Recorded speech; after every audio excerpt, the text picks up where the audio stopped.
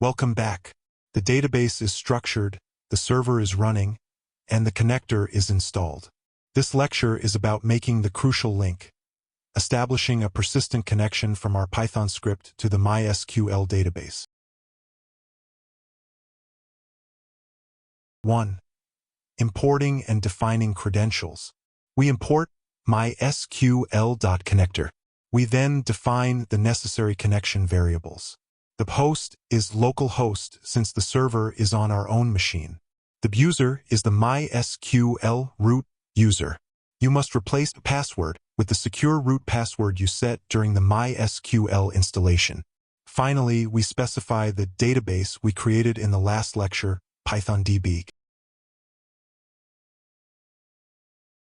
2.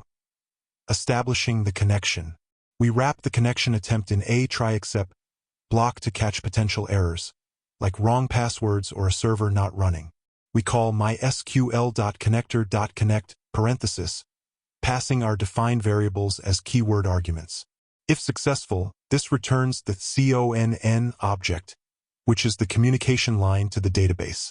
We check conn is underscore connected parenthesis to confirm the status. 3. Creating a cursor object. Every operation, whether reading or writing data, requires a cursor. We get the cursor by calling conn.cursor parenthesis. The cursor is the object responsible for executing SQL commands and fetching the results. Finally, always ensure you close the cursor and the connection when your work is done to free up resources.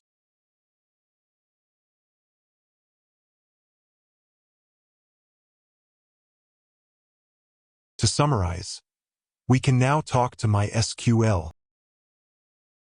Our next lecture 28.07. Read.